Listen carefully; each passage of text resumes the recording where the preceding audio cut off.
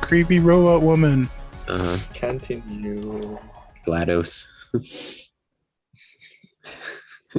Zoom has upgraded with GLaDOS. The meeting will be followed by cake, and then immediately followed by death. They're just running social experiments on us while we're in this meeting. Wasn't that every technology company just forever collecting data? Pretty much. Sounds about right. Well, most tech companies just collect the data. GLaDOS actively manipulates the data. And then she likes to fuck with you by offering you cake. Yes. Man, god damn it. Why can't Valve count to 3? You need a Half-Life 3 and need Portal 3. Whatever. That was a joke in a recent game. The Left 4 Dead series had 1 and 2, and the developers for it all kind of came back in an independent company and not related to Valve, and they made a spiritual successor for it, and it was Back 4 Blood, not a 3, but a Back 4 Blood.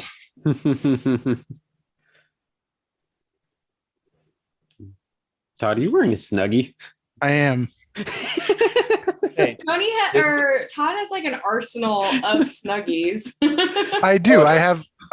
Well, this one's actually technically a Slanket is the brand. It's bigger than a Snuggie. Well, and Andrew got Slanket. Well, and Andrew's got his blankie over there. I guess I'm the odd man out. Oh, it has been on the fritz, so we need something. I'm in the back room where there's, not as much ventilation, so it's kind of chilly back here. There, now Tony blends in. Yeah, we look like one of us. Blanket. We look like we're in winter cabins in what is it, like Civil War era? We're riding to our loves on the front line. Dearest so and so, as like a very sad fiddle plays slowly. Yeah. I mean, you got kind of the look there, Andrew, with your going, right? Yeah, your Captain Hook. I'm going for Dustin Hoffman. Yeah, you gotta figure out how to make it tick. Yeah. Nice. There you go. Anyway, yeah, visual comedy is always great on a podcast. It's on an audio medium, absolutely. Just imagine, listeners, a big old mustache like Dustin Hoffman on the movie Hook. There you go. There you go. He's definitely Civil War general right now. There you go. You got to get that long draw. The Union. Hey, the Union. Okay. Yeah, just specify that. Hey, everybody. Welcome to the Getting Off Topic podcast. It is Sunday night. This is Tony. It's Todd. That's Andrew. And Meg. Yeah, full house tonight. Much deserved because it's been 3 weeks since our last episode. Yeah. I don't know why I'm all the way up here. Yeah. Wasn't about that long. I mean, we were going to skip that extra week because Meg and I almost went to Puerto Rico, but that didn't happen. And then Todd, you were busy anyway, and so we skipped the week, but whatever. Anyway, but how you guys been? What are you, Andrew, let's start with you since it's been a while. What are you? It's been a while. What are you playing? Just getting caught up on stuff. Like I finally was able to watch Shang-Chi now that it is on Disney Plus. Oh yeah, like that. It was fun. It was worth a watch. I'm glad I caught it. Kind of interesting to see how it leads into the rest of this new whole multiverse saga. But I have to say, so wait, spoilers? Can I list them or? Yeah, it's been long enough. Yeah, Shang-Chi spoilers, everybody. Okay, yeah, just FYI. So at the very end, per usual MCU fanfare, there's an end credit scene in which it shows a Bruce Banner non-hulked out, which I found to be odd. I don't know if I'm missing something somewhere along the lines, but I thought post what was it, Endgame, he was hulked out with the Bruce Banner intellect. So I'm wondering what took place in that. Yeah, they haven't explained it yet, but I'm guessing we're going to see in She-Hulk, the series, because he's a big part of that. That's true. Oh. Yeah. And he is still injured, by the way. So his snap hand was in the It was in the big brace and stuff. Exactly. Yeah. Yeah. Mhm. Saw Eternals in theaters, kind of the whole MCU experience. So that was interesting. That one we have not seen yet. But Started Hawkeye. I got to the first episode and I was pleasantly surprised. I wasn't sure if I would really take to it or not, but the first episode had some good potential. So I'm going to probably continue with that as well. And I haven't started it yet, but I'm very excited with the second season of Centaur World. For I forgot about that the one. first season. Right. I'm going to start that as soon as I get some time to pop on a couple episodes. Right. I remember you were raving about that. I have to add that to our never-ending list. It's so good. The first season was one of my favorite things recently that I've watched on Netflix because it reminds me of a very Adventure Time-esque where it's like 4 kids but with veiled adult humor and with an underlying really kind of dark theme of like a brooding war between this super dark force that these unassuming creatures have to actually go up against. So pretty cool. playing anything. Still on Destiny 2, like always. I got into some mobile games after hearing about them from some people. SNKRX, or Snake Redo, basically is a cool little battler. That's a fun take on the snake. I don't know if you remember, you gobble up old cell phone snake. Yeah, but this time instead, you kind of get the individual parts of you are different classes that can combine to do different effects and stuff. So that's pretty cool. And yeah. Did you see the trailer for Destiny 2: The Witch Queen? I did. Yeah, I actually just I didn't buy the expansion yet, but the 30th anniversary hullabaloo that they just put out this last Tuesday was pretty cool. Basically, there's a whole event that is treated almost like a game show or like a Squid Games that you are competing on, and it's pretty fun. I like what they did with it. Nice. Yeah, that's me. I'm just imagining, like, in my head, like the alternate names for that, like Snake 2, Nokia's Revenge. Snake Ouroboros for real this time. For reals. Todd, how about you? What you playing? What you watching? What's going on? Been watching a little bit of everything lately. Watching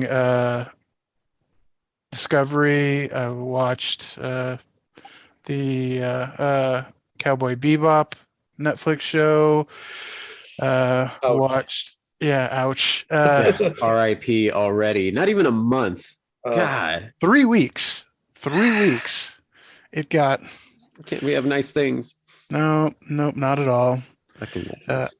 I've really been addicted recently to Critical Role so much. I'm watching the new campaign, and I'm going back and watching the second campaign as sort of my binge watch show right now, because it's just ridiculously addictive. I never watched the second campaign. I just watched a lot of the first campaign, and then I don't remember what it was, about 4 or 5 years ago, but I stopped watching, and then I came back to it during the second campaign, but I was completely lost. So I said, fuck it, I'll just wait until this is over and binge it all.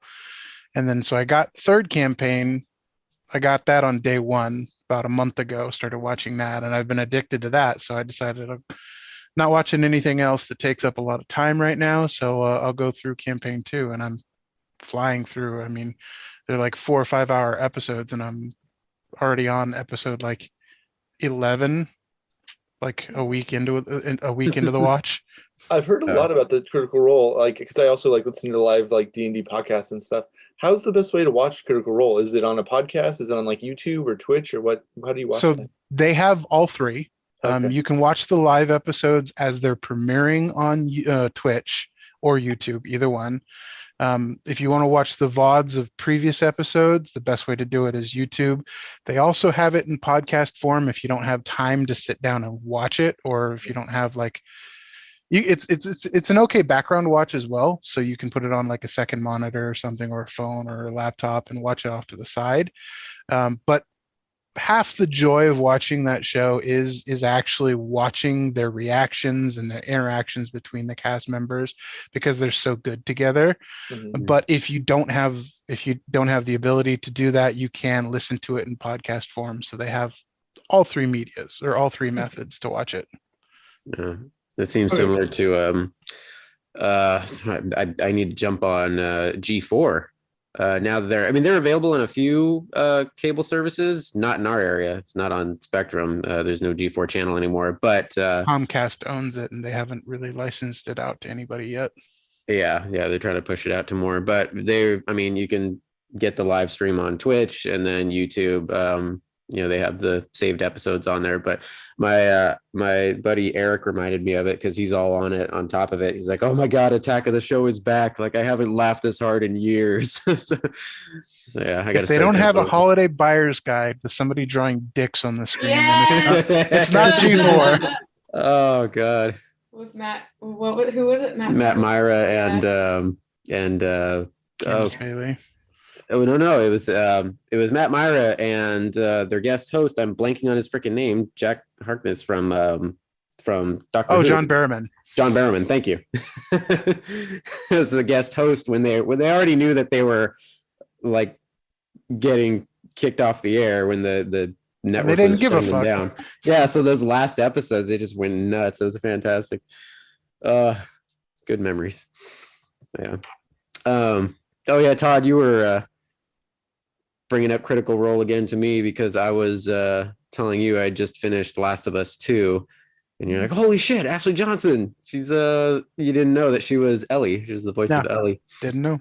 Yeah, and then another Critical Role girl, Laura Bailey. Laura Bailey, that's right, voice actress. Yeah. Yeah. Can't really say anything else without Last of Us 2 spoilers, and then Meg wants to play it, so. The voice or the cast of Critical Role are prolific voice actors. Yeah, so you pull them up and they're in like 1,000 games and stuff. Yeah, games, TV shows. I think a couple of them were on Avatar and Korra. Yeah. So nice. They are very prolific. Mercer DMs?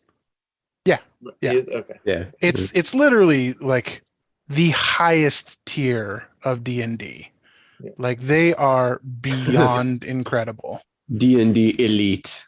Yeah, it's like if your home game is if your home D&D game is like kids playing on the sandlot, Critical Role is like the MLB players playing in the World Series. Gotcha. They're the great Bambinos. Yes. Oh man. Well, Meg and I have been up to our usual. I've been binging my PS4 games. Oh my God, Andrew! I can't remember if I told you. I told Todd because I couldn't believe it. So, at the end of the PS4's life cycle, only now do I discover that I can remote play on my laptop. Oh. So that's been making gaming much easier when I can't get to the TV. So I've been finally catching up. Yeah, I saw you were starting Horizon. I just started Horizon. I'm only like 5 minutes into it. I was too busy yesterday. But I finished Shadow of the Tomb Raider a few weeks ago, floored through The Last of Us 2, and then I was trying to decide between Horizon and Spider-Man, but I ended up going to Horizon. Todd was like, that is right up your alley. Turn it on now. So, it's a really good game. I got platinum in that one. I liked it so much. It's really enjoyable. I actually bought that game twice, once on the PS4, once on the PC. Yeah, I can definitely tell me. It's coming out in a year, less? I forget exactly. Something like that. Really cool. Yeah, Horizon Zero Forbidden West comes out next year. It was supposed to come out this year, but it got delayed. Yeah, I was kind of jealous seeing Tony play it because of the first playthrough game feels. It's like you'll never get that ever again. I think it was the same thing with when I finally started playing Breath of the Wild. Yeah. And you were watching and you're just like, the feels. Yeah. Although technically I never finished all of Horizon Zero Dawn. There was like one quest that I didn't finish on the DLC, but side missions. Yeah, but I mean I had finished the actual game storyline. So. Yeah. Well, you didn't complete it, so time to go back and do a complete playthrough again. Yeah, you gotta start from the beginning again. That's it. Yep. That's me right now playing Skyrim all over again for the 50th time. Oh, if I had to think off the top of my head like games where introducing it to somebody else and getting those jealous vibes. Oh God, your first time. And then wanting to replay it all would be the BioWare ones for me. So like that, I've got that Mass Effect Legendary Edition waiting. The only reason I'm putting other games before that is because that is a whole 3-game massive journey, and that's going to take forever. But I'm going to get around to that eventually too. Yeah, so I've been playing games. Meg's still all up in Animal Crossing. Show of Hawkeye. Been watching Hawkeye. We're all caught up. There's only like 2 episodes. Left. I think it might be a 6 episode. So yeah, maybe only 2 episodes left. Yeah, like Falcon and Winter Soldier. Oh yeah, 2 episodes left because it's supposed to end right after Spider-Man. So I think there's like 1 episode left because Mandalorian is Book of Boba Fett is the next premiere. Yeah. Oh yeah, it's coming out. That ends right after. All the things coming. Yeah. Go ahead. Next year is going to be very Star Wars heavy. Where this year it was very Star Wars light. I think we only had Mando season 2. Next year is going to be Star Wars heavy. Mando season 3. Mando season 3, Andor, Obi-Wan. Yeah. Book of Boba Fett premieres this year, but it's mostly next year. Yeah, for sure. Yeah. In the last several weeks, in the last few weeks, the second half of Masters of the Universe Revelation came out. Binged all that. It's fantastic. Andrew, have you checked that out yet? Haven't started that one out. I just keep getting confused because there were like 2 He-Mans released. It seems like almost simultaneously. Yeah, there were. One is very kids related. Yeah. Very, very kids related. This is more of a young adult with a bit of adult humor sprinkled in. Yeah. Masters of the Universe Revelation. It's all on Netflix now. It's they released it in 2 parts. I think like 5 episodes a piece, so probably 10 episodes total, if that. Okay. So it's not yeah, it's a quick breezy thing, but it's just ridiculous fun. That's all I can say. And the other one, Homeworld 2 first, but then I'll get around to that. Yeah, the other one that you're thinking is a very like a 3D kid style animation. This is very much 2D throwback to the original series. Gotcha. Yeah. Okay, so now I know which one to look for. Okay, probably one of these days. We did fly through Cowboy Bebop. Cowboy Bebop, of course, and fucking Netflix. God, that it just hurts because it's at first we didn't know what to expect from it, but it was like weird and wacky enough. Like, okay, let's follow this, and it just kept getting better, and things started solidifying and coming together, and I liked the way they changed things up. Faye is just amazing, like where she was one of the characters in the show, the original anime, where it's an anime from 1998, 99. Like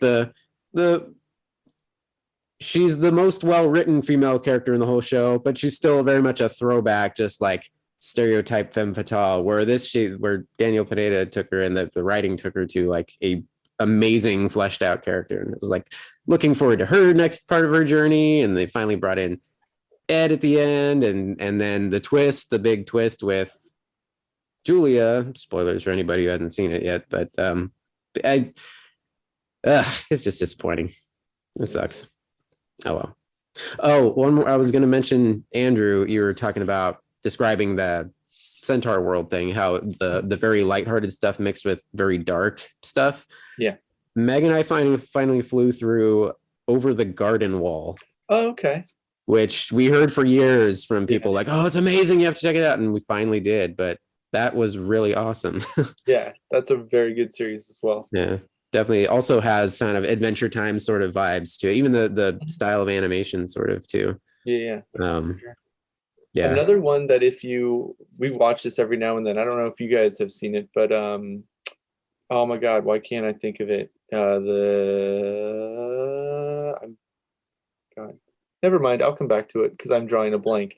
A boy and his twin sister go off into like West Virginia with their creepy great uncle who owns a mystery shack, and it's a bunch of like the cryptids and oh man, I don't know. Oh, it's on Disney Plus.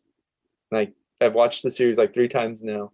For the life of me. It'll hit you as we're signing off the podcast. I'm just gonna yell it out real quick. Yeah, there you go. Well, in the meantime, back to all that gaming chat, the biggest news as of late is just a few days ago we had the Game Awards 2021. Yes. And a plethora of announcements, reveals, teaser trailers, the works. So, Todd, why don't you take it away? What's okay? what caught your eye? The awards really don't fucking matter, so I'm just gonna skip by all of that. Yeah, forget that. The announcements, teasers, and reveals. So first off, we had a Texas Chainsaw Massacre game announced. So it's very much, I think it's in the style of the one monster versus people type game. Isn't that like was Dead by Daylight? Yeah. Dead by Daylight. There was a Friday the 13th version of that. So yeah. I wanted, actually, I think on the Epic Game Store right now, or maybe I missed it, but a few days ago or last week, I noticed that was one of their free games. You know, they rotate every now and again, like, here's a free game. And I almost grabbed it, but then I realized, like, well, in order to make it worthwhile, you have to buy all the extras. Like, you have to buy all the characters and stuff. And it's like, I don't know if I want to fall into that trap. That genre is very microtransaction heavy. Not only that, but it's a group game. It's like a party game. Mm-hmm. So you have to play with other random people, or you have to play with friends. And those type of games are very entertaining with friends. They are very frustrating with random people. So yeah. I think the upcoming Evil Dead game is a similar mechanic. Yeah, similar thing. It's one versus players. Well, a player versus a group of players. So again, you want a group of like 5 or 6 people to play with, because you don't want to play with randoms. So next up we had I think it's actually in-game game footage, the first trailer for Homeworld 3, which is a very throwback sci-fi RTS, which is so needed right now. We haven't had well, actually, we got Age of Empires 4 that just came out, and it's really good. But we haven't had a good RTS, especially a sci-fi or fantasy-themed RTS, in forever. Real-time strategy. Well, so that. Oh, go ahead. Well, speaking of that, did you catch Dune Spice Wars? Yes, that's one of the last ones on this list. But that is interesting. Not much has been released about that yet, but it's an RTS set in the Dune franchise. So it's an RTS with 4X. They called it an RTS with 4X elements, which really interests me. So 4X are games that are like empire management and sort of like the Excel games that I play, like Hearts of Iron, the Grand Paradox strategy games, Europa Universals, Crusader Kings.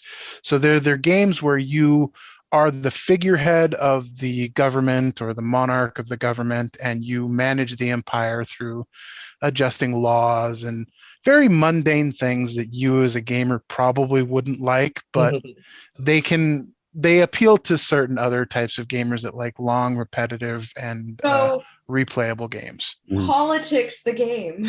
Yes, very much politics the games. But like they plays politics and city building and like war managing games. I my affections lie where Todd eloquently puts it. The games where you walk 5 paces and get an hour of story. That's my jam. Yeah. But they do make it interesting with like random events that pop up here and there and funny things that happen and jokes, like in Crusader Kings too. If you're monarch, if the character that you're playing as goes crazy, you could appoint a horse named Glitterhoof as your regent. Because you're batshit insane, the horse talks to you, and you can talk back to it and make decisions for the entire kingdom, and take the horse as a lover. Okay, I love this already. Okay. Lord Glitterhorse. Wow. Glitterhoof. Or Glitterhoof. Okay. Yeah. So after that, we have sort of a resurgence from a thought dead studio. Telltale is back. They actually had a couple of announcements. We have Telltale Games The Expanse, So Now- for fans of The Expanse, they are getting a game from that. Yeah, that's on my to-do watch list when that show eventually finishes. Is it done now, or are they're still going? I TV believe show? it's in the final season now. Okay. Yeah, I definitely want to check it out once it's all. It just seemed like so much, and we were already Is watching it other things. expensive? Wow. Wow. Captain Hook Andrew's not impressed. I think it's in 5 or 6 seasons, and it's an Amazon show that got picked up from another I think Sci-Fi Channel canceled it, and Amazon picked it up. So it's only like 5 or 6 seasons, and I would guess probably 10 to 14 episodes per season. Yeah. So is Telltale actually back, or is it a new company built from like veterans from Telltale? Well, it literally says Telltale's the Expanse. So, okay. But from what I understand, they declared bankruptcy and probably sold off most of the company, so it was reorganized under another developer, another publisher. But Okay. a lot of the original developers that didn't quit over financial issues are still there. Gotcha. I also saw they are. I don't think there was a trailer or anything for it, but they're working on a Star Trek Telltale style game, right? Yeah, Star Trek Resurgence. It was just a bit of a sizzle type thing. It was like a 30-second trailer. It takes place directly after Next Gen, so it's in that era. Nice. Okay. Cool. Cool. All right. We also got a new Monster Hunter Rise expansion or DLC if you're a Monster Hunter fan. Couple of other games that I don't know anything about. Persona 4 is getting a Switch and PS4 release for an expansion, I think. Yep. And the next go ahead, Tony. Oh, sorry. I was going to mention, Meg, you might be interested in some horror games. The creator of Silent Hill released a Bokeh Game Studio, the team led by the original Silent Hill creator. He released a teaser for this creepy ass new horror game called Slitterhead, and it's basically looks like monsters disguised as people, almost like The Thing, but then like their heads, like some guys like walking down a rainy alley at night, and some like cute girl like looks at him, and the next thing you know, like her freaking head opens up, like just like a giant mouth of teeth and whatever, and then you see the shadow of her turning into some giant crazy anime monster thing, like Parasite style. Yeah. Oh yeah, actually it kind of reminded me of Dead Space, the necromorphs. Like, because once she like fully expanded and mutated into that thing, there's just this big thing with giant like blades for legs and whatever just coming at the dude. But that looked fun if you're into the horror game stuff. And a surprising one, I was actually talking to Byron earlier about this. Alan Wake, they announced an Alan Wake 2, a sequel after all these years.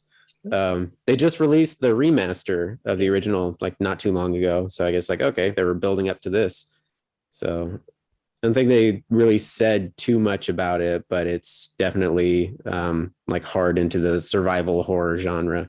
Yeah, they really didn't release any information. It was just literally a long shot that comes into the titular character. Yeah. Cool.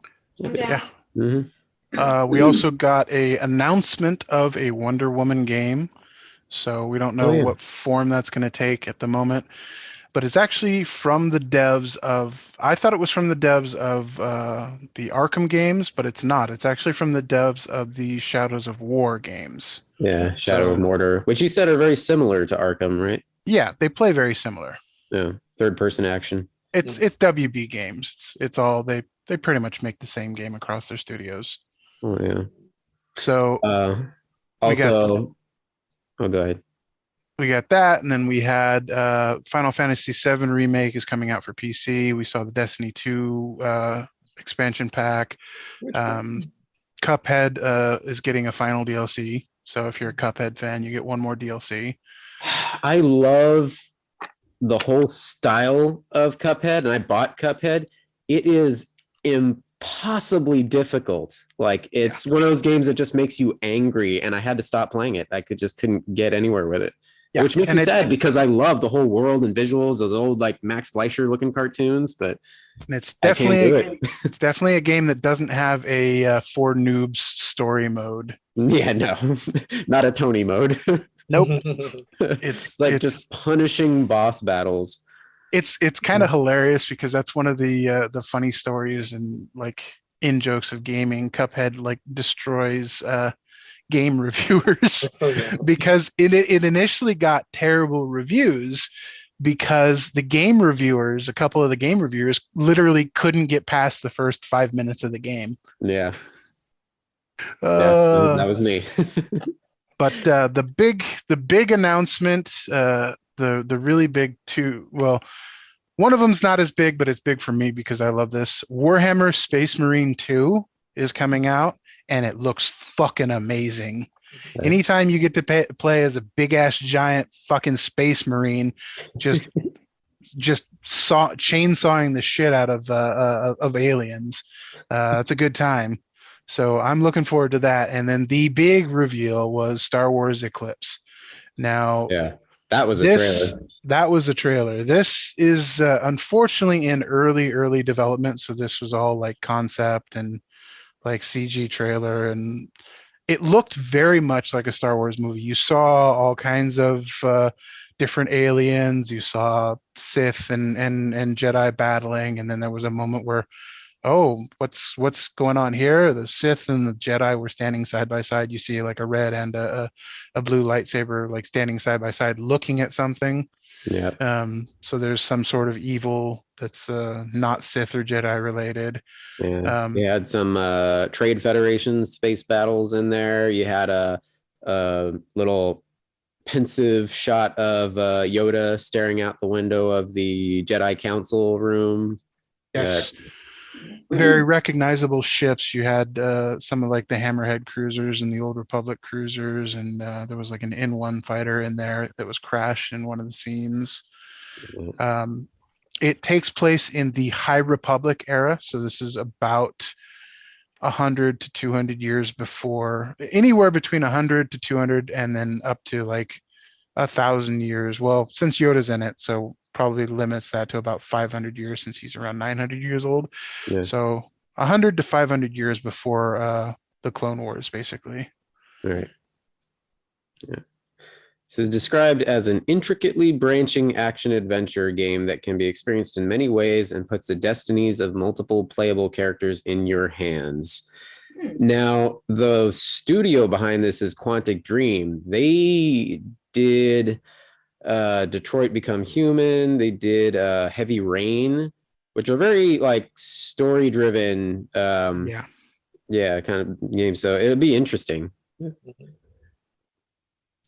Hopefully they go little more open worldy Knights of the Old Republic rather than closed off.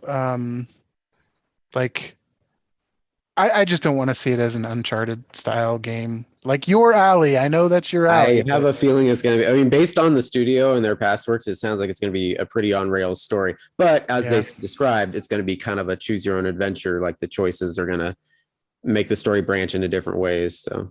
So I'm holding out hope for it, and it's a new Star Wars RPG. Like, yeah, I mean, anytime we get a new Star Wars RPG, it's great. Yeah. Now, not all the news at the Game Awards was about games. We got the trailer for the live action Halo series. Yes, that looked pretty cool. Looks interesting. Yeah, very Amazon produced, generic but interesting. Yeah. Well, this is Paramount Plus. Actually, it's going to be on. Oh, it's Paramount Plus. Yeah. There was. That's why it looked like it was a shot at a Star Trek Discovery. Yeah, kind of looked like it. There was also more gameplay footage, a bunch of gameplay trailer for Suicide Squad: Kill the Justice League. That looks super fun and bonkers. I guess the basic storyline is what's his face, big crazy AI out to kill everybody. Brainiac. Brainiac, thank you. Mhm. Has like taken over, possessed the Justice League, and so the Suicide Squad gets sent in to kill the Justice League and save the day. Yeah. But yeah, lots of just action shots fighting in a city, and with like a bunch of like Brainiac's little like android minions or whatever, and it just looks like stupid fun. Yeah, just beat 'em up fun. You get to play as Harley, you get to play as King Shark, Boomerang, probably a couple other characters. What was that? Jai Courtney as Captain Boomerang? Because it really sounded like a. I don't think it was. Oh, okay. I don't think they brought back any of the characters. Okay. Definitely not Harley. I didn't recognize that Harley voice at all. Yeah, and the Harley design was a little more conservative than usual. Yeah, I wasn't that big of a fan of it, but Nah. but the rest of it looks great. What else? What else? I think that was the big ones. For Sonic fans, there was Oh yeah, there was Sonic Frontiers, which is actually a unique one because this is their take at a at an open world Sonic open game. world, open 3D world Sonic Hedgehog game. But So, it kind of took me out of it because you had the very cartoonish looking Sonic, and then you had the sort of realistic kind of looking world that he was in. yeah, very high res sort of I wonder if they're fields going- and cities and whatever. I don't know. I wonder if they're kind of trying to go off the movie with that, how there was that, Sonic, although CGI, who was a little cartoony, but took place like in our, real ass world. Maybe Possible. real ass world. Real ass world. Which, speaking of which, they also released alongside that the Sonic 2 trailer. I'm excited. I watched the first one with my kids, a little, I don't know, not sure of it, but it turned out better than I thought it was going to be. Yeah, I remember you telling me that. I it's still on my list. I got to get around to it, but mainly I just want to see, does Jim Carrey still have it? And, Well, he's I still think he nailed it in the first one. I really did. And it looks like it's going to be just about the same in this one, of him just kind of laying it on thick and doing, what he does best. So I hope so. just Yeah, being an there's over exaggerated version of himself. Exactly. yeah, there was a lot of him in the trailer, and I saw a little article with the director just saying he can't wait to show everybody what Jim Carrey has in store this time. Like he goes even more over the top than last time. So Still, And spoiler, that's what I'm really growing my mustache out to, is going to be one of those. you want the Robotnik Dr. Robotnik. mustache? By the time the movie comes out, I want the full Dr. Robotnik. Yeah, it's got to be a good, at least a good 6 inches on both sides off of your cheeks. Exactly. Oh, and one last thing for at least right now. Gravity Falls is what that show, I could not remember the title of, is. So Gravity Falls. I've always amazing. heard good things. Yeah. Okay. Gravity Falls. And so speaking of Sonic 2, and by the way, Idris Elba is playing Knuckles. Hmm. Right. And one of my favorite Twitter interactions happened when that got announced a couple of months back, is some movie reviewer had posted on Twitter, ugh, am I actually going to have to see people want to fuck a cartoon character? And then the first response to that was, oh, honey, have you never seen any furry or Rule 32 content? Yeah. That shit's been going on forever. Jeez. Oh, man.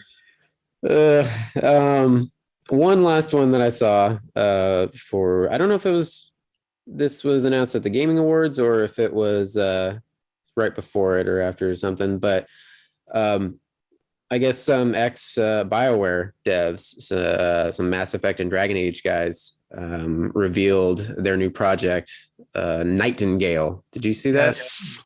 Yeah, online survival game. It looks like a mash of a bunch of genres. Yeah, I told you about that one. It was from the Game Awards.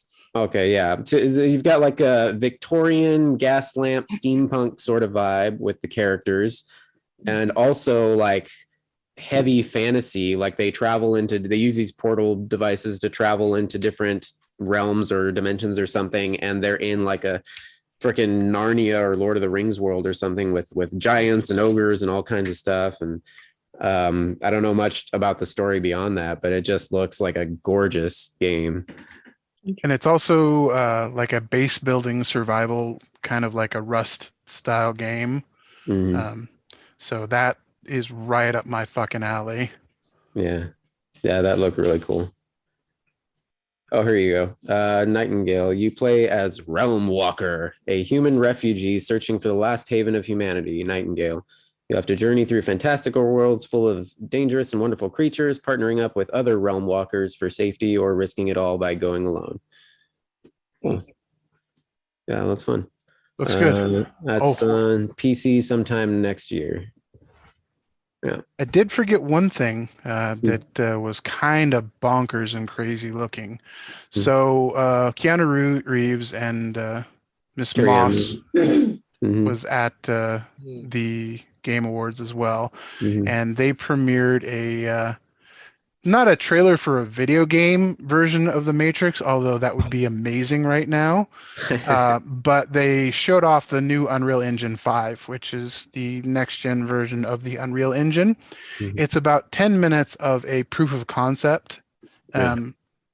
And of course, they did it in the style of The Matrix, and it looks fucking photorealistic. Mhm. Mhm. Like, it looks so amazing. Super accurate. Yeah, the games that are going to start coming out on Unreal Engine are going to be bonkers. They're gonna be unreal. Yes. It's gonna be the Uncanny Valley at some point soon, because like this literally looked almost photorealistic. Like it makes like GTA 5 look like PlayStation 2 graphics. It makes it look like GTA trilogy. Oh God. we do not speak of these things. Oh God. Well, even that, I mean, I remember the when Cyberpunk was, I mean, before the release, when they had that promo trailer of Keanu Reeves' character, and that looked real enough right there. I mean, I don't know how well it plays now, but yeah. Anytime you see those first like trailers, they're always like super like specced up and polished to the nth degree. Like the polished short film just for a trailer. Yeah, if you look at the gameplay reveals or the announcement trailers for like The Division and The Division 2, like those were some of my most hyped games I was looking forward to. And then when you actually got to play the game, it was like so much of a toned down version of what you saw that it wasn't even close. Jeez. One more bit of news. This is a bit old, but it's been this long since we podcasted. I think shortly after our last episode, there was confirmation that a Mass Effect TV show is in development at Amazon, which I'm excited. I'm also. Was it confirmation or was it rumors? Because there was I think it was confirmed. Okay. I mean, it's still in early development, but they're working on it. They're trying to get it done. But yeah, it's I think one of the old Mass Effect team, one of the creative like bigwig guys, I forget who it was, but he kind of replied on Twitter about it, and he was like, kind of echoed my thoughts. Like, I'm excited, but at the same time, anything like any of those games where you customize your character into these big RPGs, it's going to be really tricky, I think, to get a satisfying experience. Like because you have to pick, like, what are they going to pick for Commander Shepard? First off, there's the big gender debate, like whether you're male Shep or fem Shep. But then beyond that, it's just like, are they going to cast somebody who looks like default guy or what? that was kind of like the one of the big sticking points that Fallout 4 had on its initial release. Mhm. People were upset at a voiced protagonist because, hey, this protagonist has always been unvoiced, so I could always RP myself or whatever I wanted onto this voice. Right, and now right. I'm forced to listen to this generic male actor or this generic female actress. Yeah, and these especially like games like Mass Effect and Dragon Age and whatnot, and you're customizing your character, you're customizing throughout the adventure, all of your choices that you make. You're playing more like a Paragon or or Renegade or whatever that's specifically for the Mass Effect, but like, you know, the good guy, bad guy, middle gray area choices, like, I don't know. I mean, I'm sure they could probably make it work, but I'd just be curious which way they go about it. If it's just going to be like, are we going to get like a goody two shoes Shep just because, you know, he's the hero? Are they going to try to mix it in and create some drama where he makes like some shitty choices sometimes, but he also still has to be like the hero of the whole universe? So I don't know. And then we also had the hint of Henry Cavill like interested in it or possibly wanting to do that. Yeah, of course he'd be. But he is on the verge of possibly like doing a fuck ton of Witcher content. Well, I know he said a couple weeks ago that he's fully on board with the showrunners' plan for. They have a rough idea for like 7 seasons of content or something, and he's like, "I'm game as long as we're still telling good stories, as long as we're honoring the original stories and whatnot in books, then I'm game." So. Well, not only that, but Netflix doesn't have much in original like content lined up since they've canceled a lot of their like things that they wanted to be tent poles. They wanted Altered Carbon to be a tent pole. It got canceled. They wanted Cowboy Bebop to be a tent pole. It got canceled. It could still be. Hashtag save Bebop. They don't have a lot of, and Lost in Space just had its final season, so they don't have any major sci-fi. That's the other thing I binged this week. I forgot about that one. It's good. Too. Yeah, I really enjoyed it. I mean, I'm probably biased, but 3 seasons, 12 or 14 episodes long per season, so it's a quick binge. But it's good. I don't know. Is it as good as the '97 movie? I mean, does it have Joey Tribbiani, Space Commander? I want Matt LeBlanc somewhere in there saying, "Hey, robot, what are you doing?"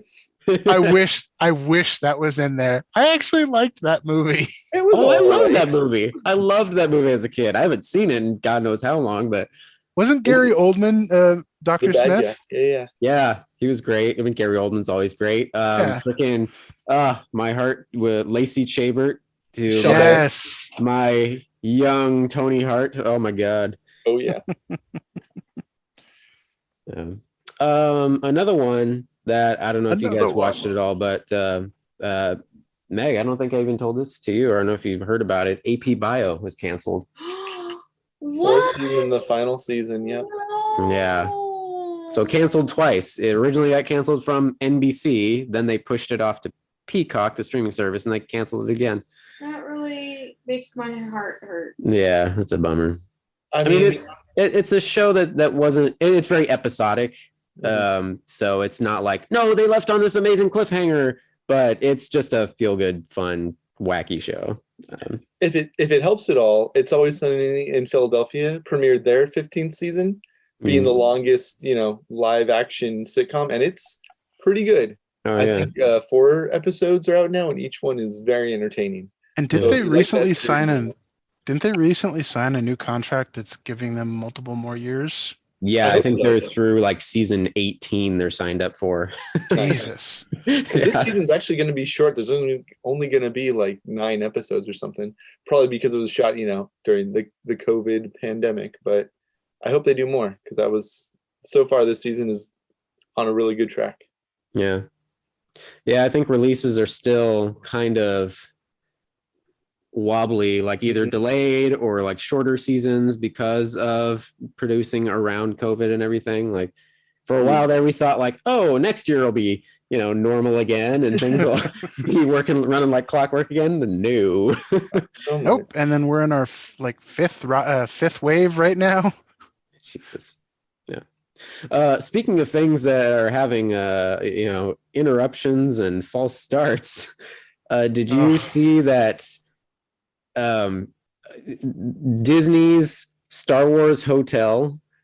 So I guess they released a video. I didn't see it before it got taken down, but apparently there was an intro like trailer video or promotional video for the Star Wars Galactic Star Cruiser Hotel. And that whole experience. The kid from the Goldbergs was on there. And some of the, I think I forget who the other person was, like a Disney Imagineer or something, but they took you on a little tour of what the hotel is going to be and everything. And it was apparently immediately shat all over by the internet.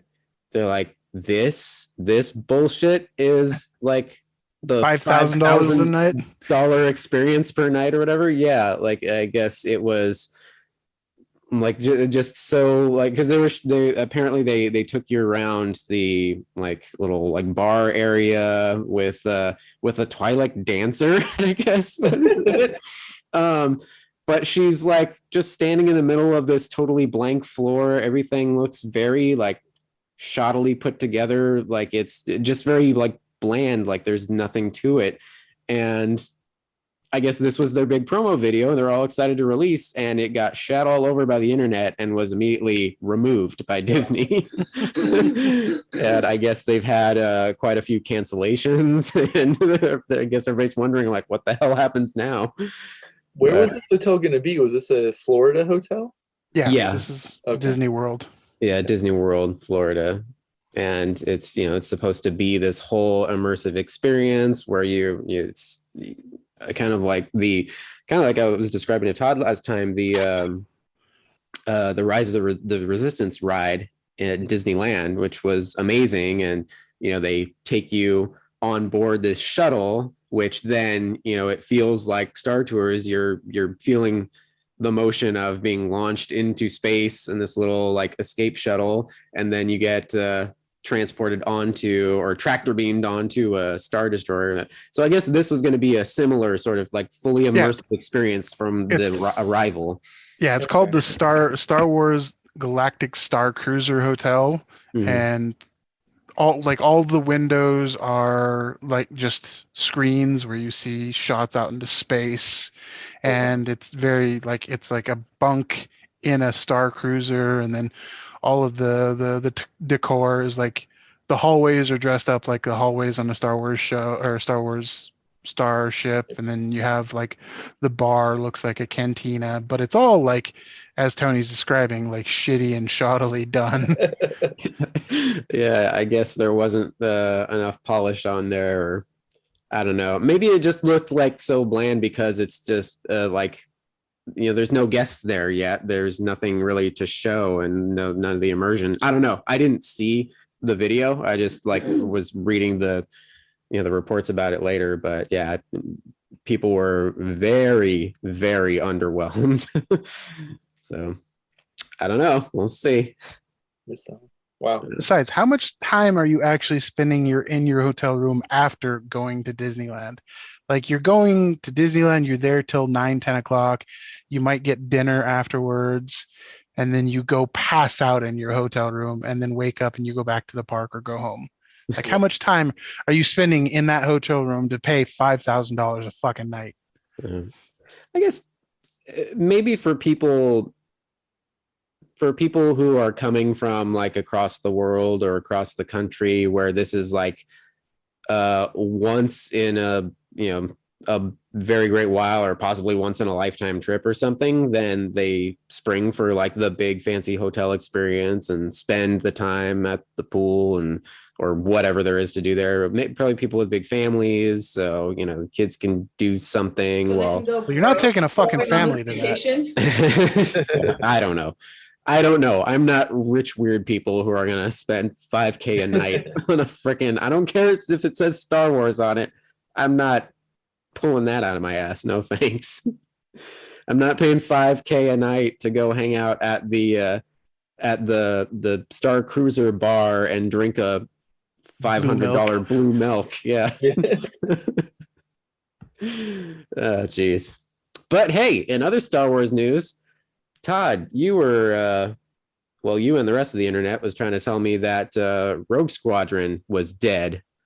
That there was these rumors, reports saying that Patty Jenkins was her whole. Not only did she drop out of the Rogue Squadron movie, but that it was supposedly dead because of creative differences or something. It was a combination of creative differences and scheduling conflicts. Okay. Well, it seems that scheduling conflicts must have been the main piece of the deal because it came out last week that Patty Jenkins actually dropped out of her Cleopatra movie with Gal Gadot to focus on Rogue Squadron and Wonder Woman 3. So I guess just stretching herself too thin. So yeah, she's stepping back. She's no longer directing, writing, and producing the Cleopatra. I believe she's just producing it. So that frees her up to go back to her Rogue Squadron duties. Yeah, but I guess as the rumors take hold on the internet, they had to come back and make a big deal about like, no, it's very much in the works. It's happening. Because we still don't have any Star Wars films on the horizon. It's like we've got TV shows, but we have no films coming anytime soon. Yeah. It's okay. We can wait. We don't want to overload on Star Wars movies. That was their mistake to begin with. They're like, we're going to pump out a Star Wars movie. We're going to shit one out every year. I agree. But I mean, it's just surprising considering how consistent Marvel is right now with pumping out, even in the delayed world, pumping out like 2 to 3, upwards of 4 and 5 movies a year. And they have that like in the pipeline for the next 10 years, that we still can't get like a decent Star Wars flick. I mean, the last good Star Wars flick we had was Rogue One, and that was 5 years ago. Mm-hmm. I'm still okay with Star Wars being a once in a while special thing. Like, take your time with it, make sure you get it right. Because I mean, even might be blasphemous to say as much as I'm the MCU fanboy, but even now I'm finding myself like winding down on the MCU stuff. Like, I'm not rushing to the theater to see Eternals. I'm waiting for streaming on that. Like, I used to be like, we're going to go see every single one in the theater. And now I'm kind of like picky choosy, like, oh, what is it? It's the new phase. You're not invested yet. Yeah. You're just not invested. Like nobody outside of diehard comic fans knew anything about Eternals. Yeah. Nobody outside of I wouldn't say diehard, but hardcore comic fans knew Shang-Chi. So the new phase, while it's interesting and it's doing more than the originals did, it's still somewhat unknown territory for Marvel. So yeah. Though I did jump to the theater for Shang-Chi, and I'm very glad we did that because that was good times. That being said, Spider-Man this weekend is going to blow the fuck up. We have our tickets already, so. Oh, you got tickets? Nice. Yeah. You taking the girls? No, we haven't really put them into the whole Marvel series yet. I don't know if they really like it. They aren't big into like action and stuff like that. So maybe one day we'll try them, maybe even from the beginning, show them Iron Man 1 and see how they take it and go from there. But have they watched Star Wars yet? They have. We had a movie night and I had them watch A New Hope, which got kind of mixed reviews. So one of these days I need to show them Empire, and that'll be the real test, see if they like, the best one or not, and go from there. So I think if I remember right, Empire is the one that grabbed me. Like, that's the earliest memories of watching Star Wars at home. I remember watching Empire, not A New Hope. Yeah. The only kind of sad thing is that they already have the book Good Night, Darth Vader, so they already know the big twist is coming. So they'll be like, yeah, is that what? I knew that like 2 years ago that he was his dad. Like, what, is that a surprise? And we'll just kind of go from there. Maybe they forgot. Wow.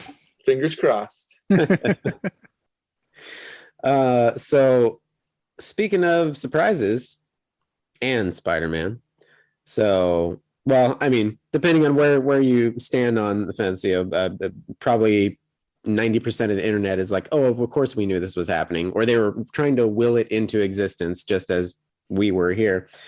Kevin Feige confirmed that Charlie Cox is still the MCU's Daredevil. Yay! And the way the wordage, the verbiage he used is hilarious, because they're not coming out and say Charlie Cox starring as Matt Murdock / Daredevil in Spider-Man Far From Home or No Way Home. They said, should any Daredevil content come in the future, we will be inviting Charlie back. It will be played by Charlie Cox, is what they said. Right. And but the lady sitting next to him, who is the executive producer for most of the Marvel content alongside of Kevin Feige, is just laughing the entire time. It's like the worst kept secret. Yeah. I mean, we've already had the leaked photos, so we know it's coming. Yeah. Now we just need to see if Vincent D'Onofrio will make his return as Kingpin. Oh, he is absolutely coming back as Kingpin. It's either you say you've only watched the first episode of Hawkeye?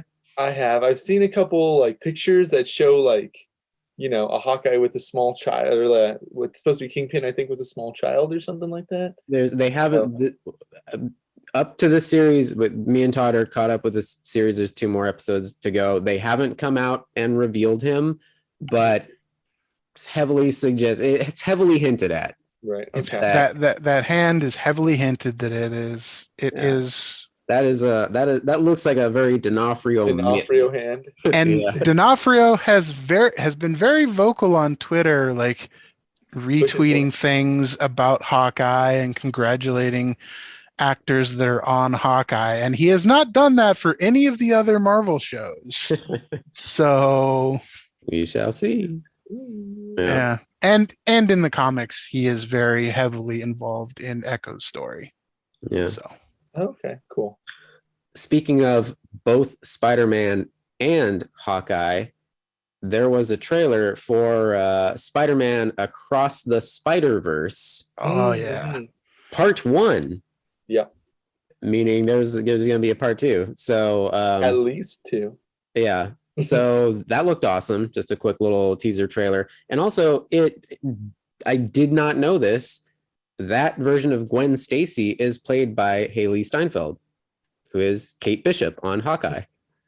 Oh yeah. Didn't know that. Yeah. Yep. And it's then just all up Spider-Man in 2099. Yeah. Is voiced by Oscar Isaacs, who's going to be playing Moon Knight. Mm-hmm. Yeah. So just another set of double roles of all these Marvel people. Yeah. Lucky bastards. Yep. So yeah, Spider-Man Across the Spider-Verse Part 1 coming October next year. God, and if they're animating them back to back, then I can't imagine. If they're animating them back to back, I can't imagine it taking very much longer for Part 2 to come out. It'll probably be the following holiday season, I'm guessing. Yeah. Yeah. Supposedly there's rumors going around that we're going to get a Strange 2 trailer before the end of the year. We'll see. That is possible, but I think they might delay or push back because apparently Strange 2 is also going through some major reshoots too right now. So it ended principal photography a while ago, but it's going through some reshoots. All right. On that same sort of line, rumors versus confirmation. There was all those rumors flying around about Letitia Wright and her future or lack thereof in the MCU. She's still recovering from her injury on the set of Black Panther 2 or Wakanda Forever.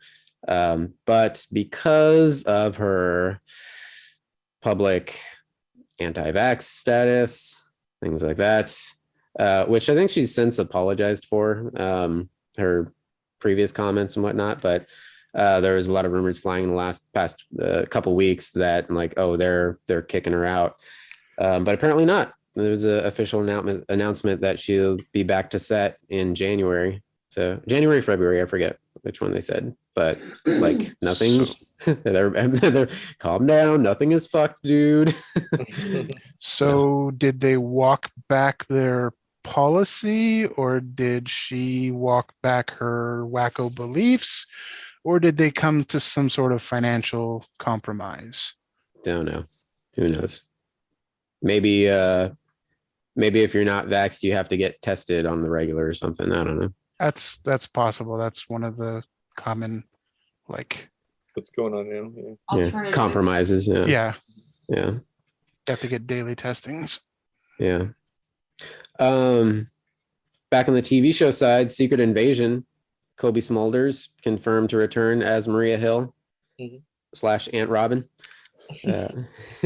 And that's weird that news came up, and then suddenly on my like Instagram feed, the like discovery page, like on the reels, I started getting like a bunch of How I Met Your Mother clips. Like, what the fuck is up with this?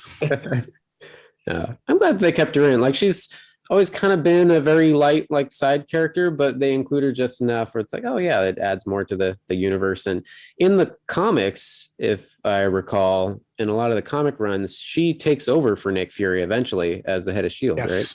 She does. Mm-hmm. Yeah. I think she's currently the modern head of Shield in most runs right now. Yeah, he kind of retires or goes off and does his own thing. Have they ever killed him in the comics? I don't know. Multiple times. Oh, okay.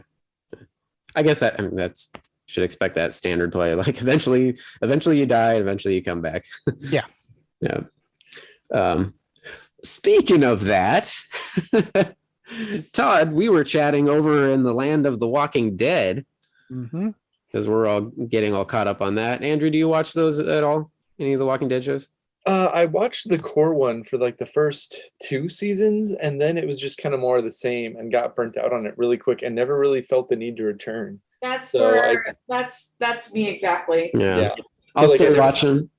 Oh, go ahead. Yeah, I never ventured just into the other spin-offs, either like Fear the Walking Dead, or I think there's one other one, right? At least. Yeah, The World Beyond, which it was a short run series. They did 2 seasons and they ended it. It's kind of like a in-between filler, like giving you another part of the world, and it appears that they're bringing this all together in a zombie endgame sort of way. Okay. So they've got the core series, which has, I think, another 2 years to go. They're like giant if you only watched the first 2 seasons, just leave it at that. Those were the best 2 seasons. Yeah. I have no need. I feel like I know a couple things of what happened. Like they had, the whole like death scene with the baseball bat and Negan, and that was kind of iconic even from the comics and whatnot. But I don't know, just nothing's really compelled me to want to go back to it. Yeah, I would recommend, if you have any interest, I would recommend Fear the Walking Dead, because that got surprisingly good. They had a sort of soft reboot at season 4, I believe it was. They had 2 soft reboots. It took off in a different direction, and it became this like kind of wild, like zombie Western sort of. I think we've talked about this before on here. And then, and now it's kind of a Fallout-ish post-nuclear zombie apocalypse Western. It's nuts. So the story's got a ton of twists and turns and everything, but it moves a lot faster than the core show. Which was a big complaint of people who got bored of the core show. It's like, they just like drag on forever. But one of the big things, the reason I brought it up, because me and Todd were talking about this earlier, the original main character, one of the original OG characters, was Madison Clark, who was the mom of this family that they followed in the very beginning, played by Kim Dickens, awesome actress. And they effectively killed her off in the midst of that season 4 reboot. You don't see a body, but you get this big dramatic story told in flashbacks of the other survivors over the course of a whole fucking season, by the way. Yeah, how she saved the day by sacrificing herself and like ran into a fire and like brought the horde to her so everybody else could get away. So they made it a big dramatic exit for her. But what was different is you never saw her die. You never see a body. And in the Walking Dead world, that means you don't really die. Right. So it was announced that number one, that they are renewed for a season 8, and also that she is going to return to the show. And actually in the back half of season 7, they're on their winter break right now, so they'll be back in April. But she's going to be back, and specifically the announcement said as a regular cast member, so it's not just cameos. Me and Todd were talking at first, like I'm suspecting it's going to be like little cameos here and there, flashbacks, or she's one of the only original characters that's survived now is her daughter Alicia, who's one of the main characters, And now she's kind of leading her own tribe of people and stuff. And so I was thinking, oh, okay, she's going to have like flashbacks to her mom, like maybe even talking to her. Yeah, like I think she's just going to be and his psycho. ghost dad version or something, sort of like idea. But I don't know. We'll see. Funny story. When they were first showing off The Walking Dead, someone had a story like, oh, like, you know, it takes place, I believe, in LA or the West Coast, right? That's the Fear the Walking Dead. So Fear the Walking Dead, yeah. Like, how'd you get it to look so realistic out in LA? And whoever producer was like, oh, we just kind of cleaned up the city a little bit. We just made it look nicer, and now it looks like a zombie apocalypse because it's out in LA, which is awful. Yeah, we didn't want it to look too depressing. Yeah. Yeah. Oh, geez. The very interesting part of that, the World Beyond show. So that one focused on like a small group of actually kids, teenagers, like young adults, right? Yeah. So there's this militant group, this civil republic, I think they're called, in the Walking Dead verse. That's kind of like a new society, trying to bring back society, rebuild society, and they're very militant. Like their military kind of runs the place, and there's been small run-ins with them in the main show, and also in Fear the Walking Dead as well. So it seems like they're all like these different groups are all slowly starting to come together, interact with each other. But this is the first, World Beyond was the first glimpse into like inside that society and these kids who kind of rebel and realize like these guys are like fucking Nazis and so we got to get out of here and like warn the rest of the world and all this stuff. But at the very end, spoilers for anybody who's interested in Walking Dead verse in general, but the World Beyond finale, series finale, had this like end teaser, a very Marvel-esque like end credits scene, and it was these scientists in a lab in France, apparently somewhere, because they were speaking French the whole time. Some lady scientist is like scrambling to copy hard drive data and stuff, and some guy with a gun walks in, and there's this like tense conversation between them. And through the dialogue, they don't explicitly say it, but it's hinted heavily that that's where the virus began, that it was an accidentally man-made thing. I was gonna say they develop a cure or something, but okay, that's the progenitor of it all. That's the patient zero area. Yeah, there's like there's blood writing on the wall, blood splatter writing on the wall in French, and when it's translated, it's actually like the dead are born here or something like that. Oh, okay. And in the conversation, the guy ends up shooting her. He ends up killing her, like revenge, because she's ranting about like trying to save everyone or whatever. And the guy yells at her like, save people, like save the world. Like you started this. Mm. And so very heavily hinted that like they caused the outbreak. That's where it started. So that's a new facet to it, because I don't think they ever touch on any sort of like origin in the comic.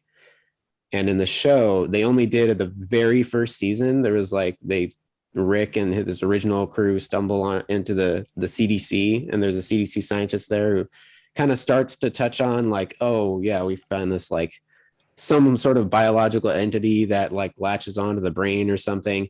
And then they kind of like completely scrub that, like let's pretend that never happened. They never talk about it ever again. Never goes back to it. Yeah, and I like that, because I actually read the comics for a long time too. And I thought that was a cool mechanic, that like basically everyone in the world now has some form of like the virus, and they're just waiting to die, and then you're gonna zombify. Right. So, yeah. But that was a nifty thing. Yeah, it's like we're all already infected. It's just you die, and that's what happens. We are the Walking Dead. Yep. Yeah. That's actually a big splash page in one of the big comic lines, one of the comic issues. I forget which one, but it's Rick kind of like has this like, he blows his top and he's like yelling at everybody. He's like, don't you get it? We are the Walking Dead. And it's this really awesome, like iconic splash page of him. Yeah. Let's see what else we got. Oh, in other apocalyptic TV show news, this was awesome. The Last of Us TV show is filming right now. Mhm. And it was announced they cast, I guess it was a recast for some reason. The original actor had to drop out. But in the first game, there's a character named Bill who's he's kind of gone off the deep end. He's a survivalist. Well, I mean, everybody in this apocalypse is a survivalist, but he's this guy who's just kind of closed himself off to this town. Like he's the only person in this small town that's still alive, and he just lives there by himself. And the whole place is set up with like handmade traps and stuff to keep the zombies out and whatever. And he's Morgan from season 3 or season 4. Yeah, he's kind of gone off the deep end, and he's just holed up with a bunch of like traps laid out everywhere. The person I forget who the original cast member was, but they had to bow out for scheduling conflicts or whatever. Nick Offerman has replaced him. He's gonna make all the traps himself on set too. He said he's gonna he will personally create everything. I don't know. He will hand whittle them all out of wood. Yes. He's got his lathe out and he's good to go. Uh-huh. Man, if anybody could survive a zombie apocalypse, it's gonna be Nick Offerman. Oh, yeah. He makes fucking boats with his hands. Yeah. That'd be great.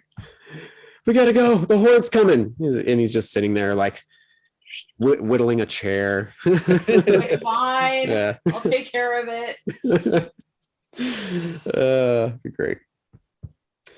Let's see. Did either of you guys watch that South Park special, the first South Park Paramount special to come out?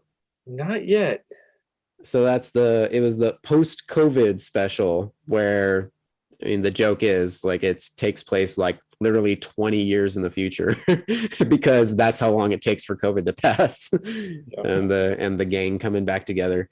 But Meg and I watched it and we were surprised to realize we didn't know it was actually to be continued. It ends on a cliffhanger pretty abruptly, and it turns out it's a part 1. And then they officially announced just this past week or so, part 2, Return of COVID, which comes out on the 16th. Well, I shouldn't say anything. I don't want to do anything. Okay, yeah, just watch it. It's fun. Okay. Yeah, man. What else? Do I have any other news? The Boys. We still don't have a solid season 3 air date for The Boys. I think they're still doing the YouTube shorts from The VOT VOT News Network. news. Yeah, little VOT network specials. Yeah, but they did announce, Amazon announced an 8-episode spinoff. They already have a spinoff in the works. Another, like it was like like teenagers or like college age superheroes at like a school for superheroes, whatever. But there's also going to be an animated anthology series, 8 episodes, called Diabolical. And just like a little anthology series just to play with other like little random one-off stories. Interesting. Yeah. I wonder what they'll do. I mean, I'm very excited for The Boys season 3 because I really enjoyed both those first seasons. But Yeah, for sure. Yeah, I don't think they have any still no season 3 air date, but I know it'll be coming. It's got to be sometime next year. And let's see.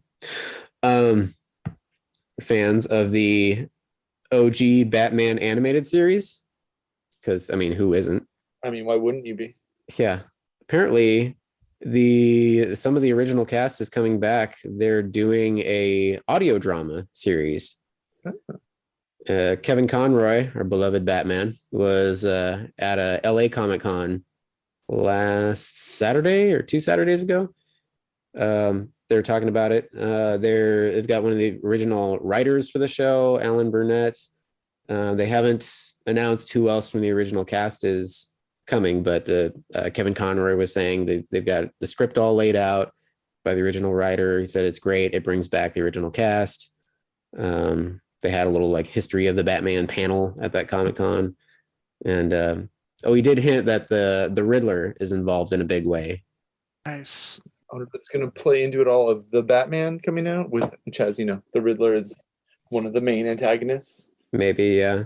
I saw a weird headline saying that it might just be more rumor mill stuff, but supposedly there are 2 cuts of the film that they're testing with audiences right now to see how they respond.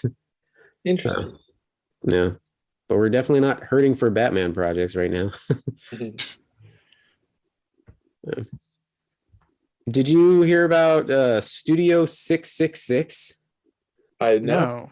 This is a horror comedy movie. This is coming out in theaters that apparently the Foo Fighters put together. Oh my God. What? Yeah. They put out a little teaser. It looks like it cost 6 cents,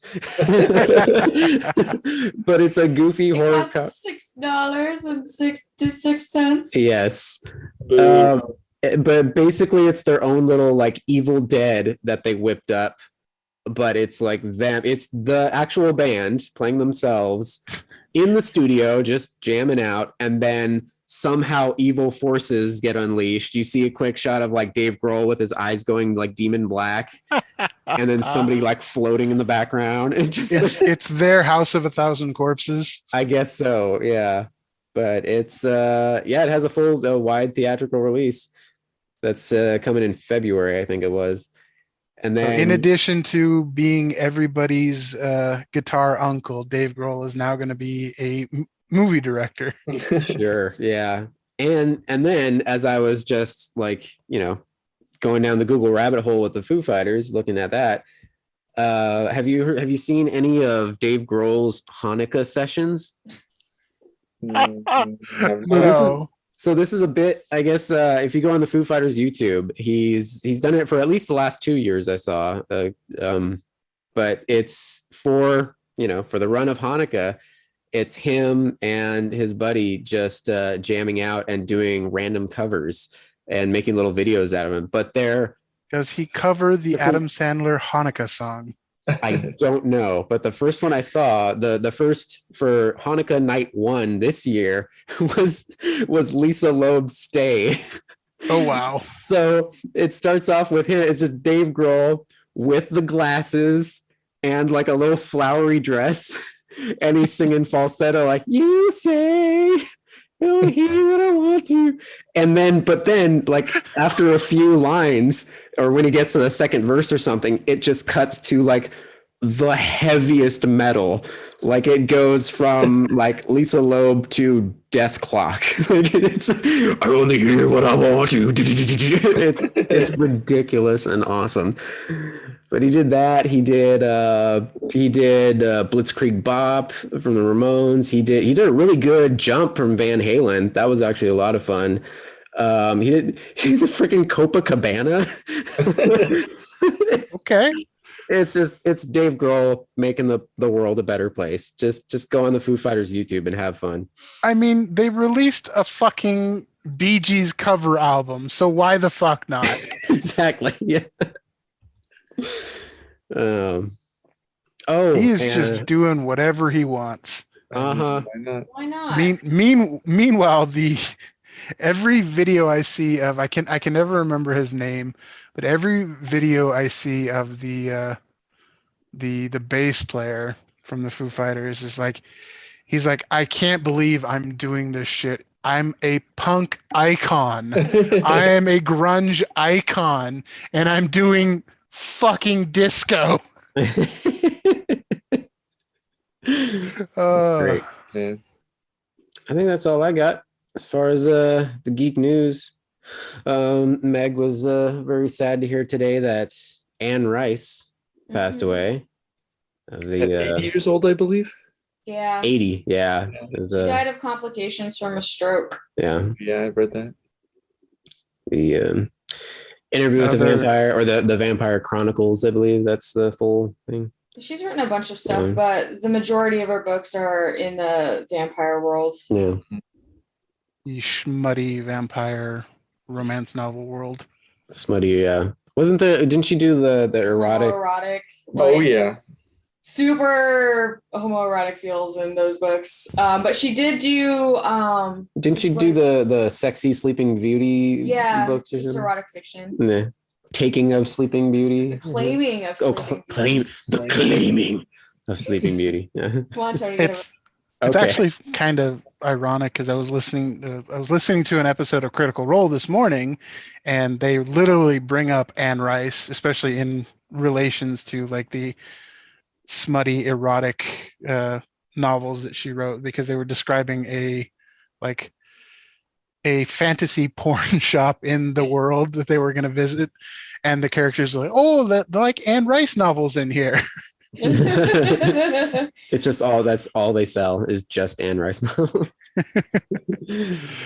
But in and as equally sad news, Nichelle Nichols is officially she's okay at the moment. Nichelle Nichols has officially announced her retirement from all appearances and all of that due to health complications. She is in extremely poor health at the moment. Yeah, I And think she's been going downhill for a while. yeah, apparently her dementia is kind of Yeah, the original Uhura. Yeah. yeah. Apparently she's got like possibly dementia issues, and there's a legal battle over her conservator or custody, or I don't know exactly what it is, but yeah. So she had her final appearance at a Comic-Con this weekend at age 88. Wow. Damn. That's always rough when you hear about those like legal battles and stuff. Like when Stan Lee was in his last years, there was some big debacle between like his old caregiver and his kids or something like that. Yeah, his caregiver was straight up ripping him off, like just taking money from him and like leaving him alone for hours upon end when she's supposed to be like a live-in 24/7 caregiver. Jesus. People. Yeah. Yep. Hopefully by the time we're at that age, trusty robot butlers can wipe our asses, and we won't have to worry about them. I mean, unless they flip the switch and like kill all of humanity, then their programming should be trustworthy. And about 30 years, we'll be living in Waterworld anyway, so it won't even matter. Very true. Kevin Costner will save us.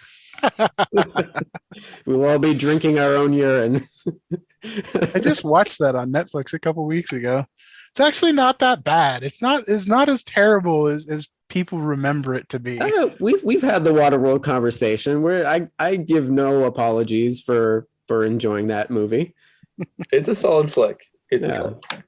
And then the extended version, I mean, if you have the patience for that long of a movie, it fills in the gaps a bit. It fills in the world and stuff more. Yeah. All right, guys. I think we're long-winded enough here. Unless anybody has anything to add. Happy holidays to everyone. If we don't do anything until afterwards, right? That's right. Well, I guess now the 12th. So. Yeah, it'd be the 26th. It'd be right after Christmas. So Merry Christmas, everybody. Happy holidays. Happy Chris Mahana Kwanzaa. There you go. Yeah. We've got our grievances at the poll. We've got our the Festivus poll. We've got our nerd tree up. I posted a little Instagram story with it today. All of our absurd amount of nerdy Hallmark ornaments that we've collected over the years. We don't really have any room for any more. I have my room. I have my Charlie Brown tree up with instead of the little red ornament, I have a Darth Vader ornament that I think Meg gave me. Nice. There you go. I didn't to know be honest, though, in fairness, I think it's up 24/7 year round. So I don't know if I actually decorated. Yeah. Well, that's why I sent you when we were out hunting for a couple of ornaments we saw. I saw the Castle Grayskull one that was pretty rad. Yeah. And what else? I think they had there was the aluminum falcon. Yeah, an aluminum falcon they had there. It was literally just like a shiny chrome falcon. So it looked like a disco ball. Yeah. Yeah. And there was a really cool Darth Vader one too, but yeah, there was just a solid Vader there. I'm always a fan of the ship ornaments, though. Like, I don't really care much for the character ornaments, but the like X-wings, the TIE fighters. Mm-hmm. They had a massive Enterprise, the OG Enterprise, and to go with it, the entire crew, but it was the Mirrorverse crew. So it was Spock with the evil goatee and everything. It was Kirk all with of the it. open like green shirt, but it like open, no chest. Yeah, it was all that. It's like, wow, that's a deep cut. Yeah. I don't remember who did it, but somebody, one of the collectible companies put out an Enterprise E that was fairly cheap, actually. It's like 30 or $40, and it looked nice. And I almost bought like 3 of them. Nice. All right, guys. Let's call it and get out of here. Thank you for joining, everybody. This is Tony. This Todd. This is Andrew. And Meg. Hoot. Have yourself a Murray. A Murray. Well, I said Murray. Have yourself a Bill Murray Christmas. I thought we were all gonna sing together there. I'm sad we didn't. No. I would just leave the meeting as soon as that started happening.